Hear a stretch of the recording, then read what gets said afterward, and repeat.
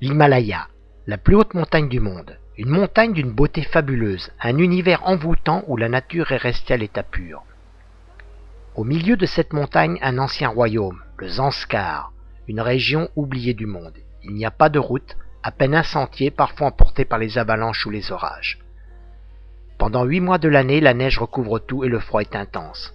Pourtant, c'est là que vivent des hommes, des femmes et des enfants, dans de petits villages complètement isolés, à des jours de marche de la civilisation.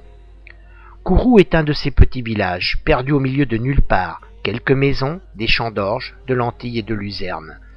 Un potager avec des pommes de terre, des choux, de la salade, car il faut bien manger. Mais pour le reste, par exemple, acheter de l'huile, du sel ou encore du thé, il faut aller à Padoum, la capitale du Zanskar, à 4 jours de marche, donc en fait 8 jours pour l'aller et le retour.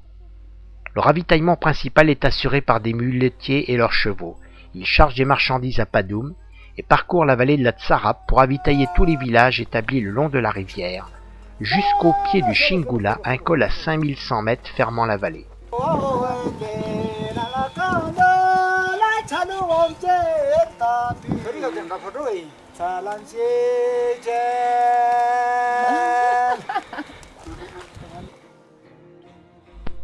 Quand nous arrivons à Kourou, nous sommes en automne, c'est la moisson. Il faut rentrer les récoltes avant les premières chutes de neige. C'est un moment important de la vie des Zanskaris. Si la récolte est bonne, l'hiver sera douillet et agréable. On pourra manger à sa faim. Mais si la pluie contrarie le travail, ou si les récoltes sont insuffisantes, alors il faudra se rationner, et l'on n'aura pas à manger à tous les repas.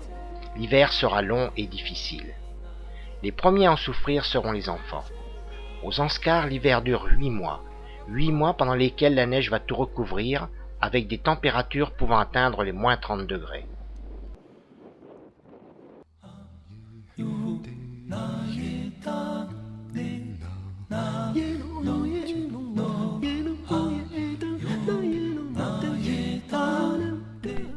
Le travail des paysans est un travail difficile. Tout se fait à la main, il n'y a aucune machine. La plupart du temps, ce sont les femmes qui transportent la luzerne sur leur dos. Elle servira à nourrir les chevaux et les yaks. Elle est rangée sur le toit de la maison, car c'est un très bon isolant.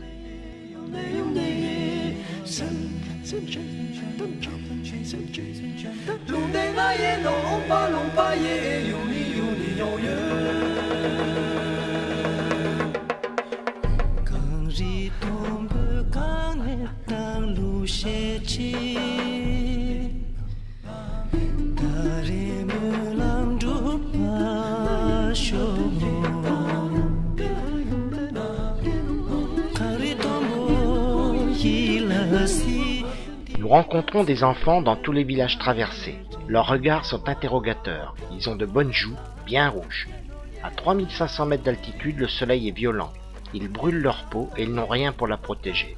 Notre infirmière laissera des sachets de crème aux mamans pour qu'elles puissent soigner les joues abîmées par ce soleil mordant.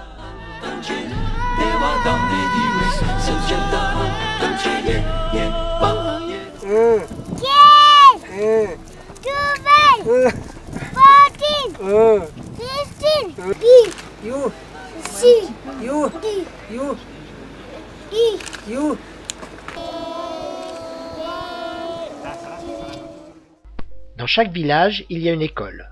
On y apprend les mathématiques, l'hindi, la langue parlée par les Indiens, l'anglais et les sciences. Quand il fait beau, le professeur des écoles installe ses élèves dehors pour profiter des derniers rayons de soleil.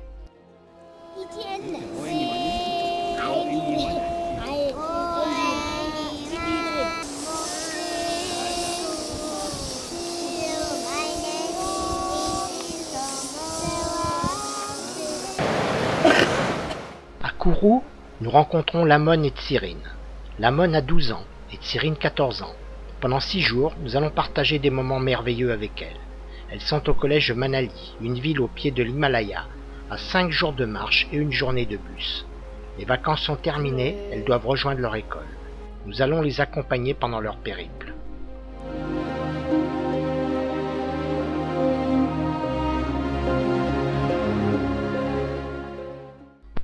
Durant les 100 km d'un parcours difficile qui nous emmènera jusqu'à un col à plus de 5000 mètres, elles nous feront découvrir leur pays, un pays sauvage, d'une beauté rare, parcouru par d'énormes troupeaux de chèvres pashmina, des yaks et des chevaux, mais aussi par des loups blancs, toujours à l'affût d'une proie. Heureusement pour nous, ils fuient les hommes.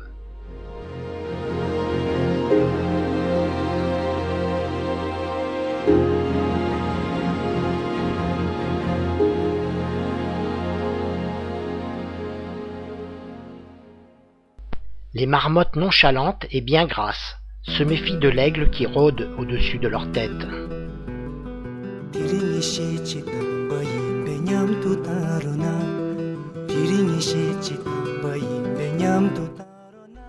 Pendant 2 jours, nous allons remonter la Kardiak Chou, un torrent impétueux descendant des glaciers perchés au-dessus de nos têtes. Tsering et Lamon ont adopté Régine. Elle lui indique le bon chemin, les mauvais passages qu'il faut éviter. Tsering en est à son 6e voyage depuis qu'elle a quitté l'école primaire de Kourou pour l'école bouddhique de Manali, quand elle avait 8 ans. Elle parle un anglais parfait et nous raconte sa vie de jeune fille zanskari. Elle vit 4 mois chez ses grands-parents aux Zanskar, puis 8 mois à Manali avec ses parents. Plus tard, elle quittera le Zanskar pour aller travailler dans une grande ville. La vie est trop difficile dans les hautes vallées de l'Himalaya.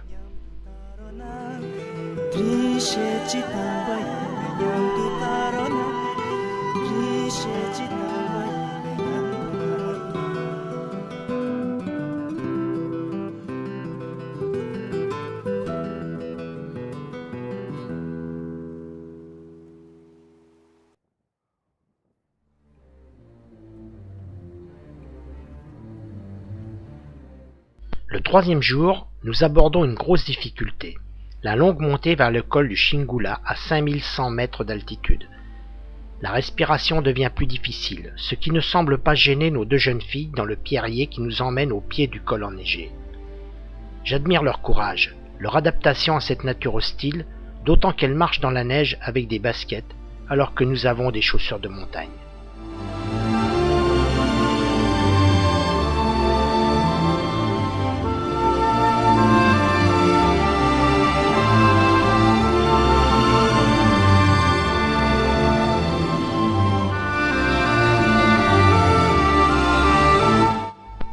Après 2 bonnes heures de montée rude, nous atteignons le col.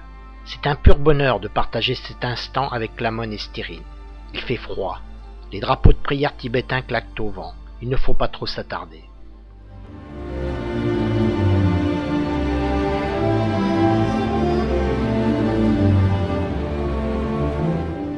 Dans la longue descente vers Zanskar Sumdo, j'essaie de suivre Tsering. J'évite la chute de justesse. Je n'ai pas sa dextérité. Elle descend, tranquille, les mains dans le dos, ce n'est pas mon cas.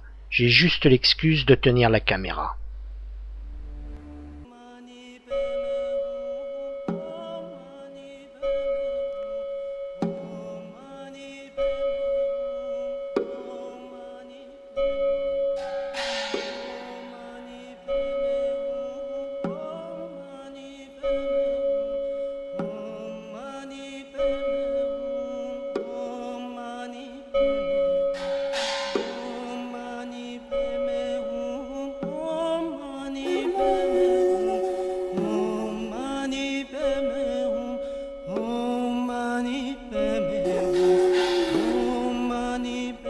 Il faut traverser le pont, Lamon est inquiète.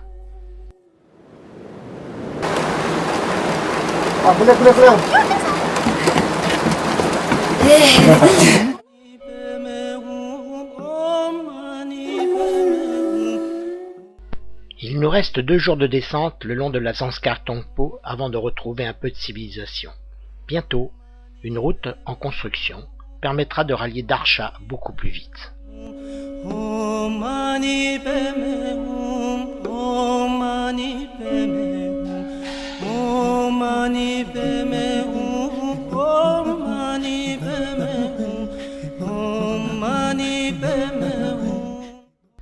Durant ces 5 jours, Tsering et Lamon ont dormi sous cette tente avec nos muletiers, des amis de leur papa. Au cours des 2 nuits passées dans le col du Shingula, la température est descendue jusqu'à -10 degrés. Elles ont eu très froid, mais jamais elles ne se sont plaintes.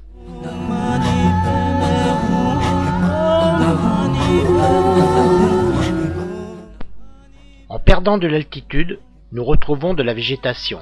Nous sommes encore à 3500 mètres.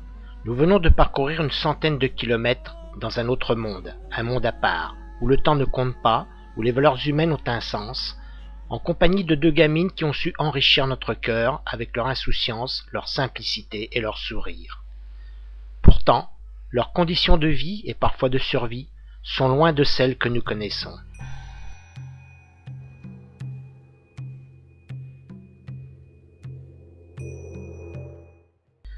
Il nous reste une journée de bus pour allier Manali, sur une route qui n'en a que le nom. Il nous faudra 9 heures pour parcourir 174 km. La Mon sera malade tout le long du trajet.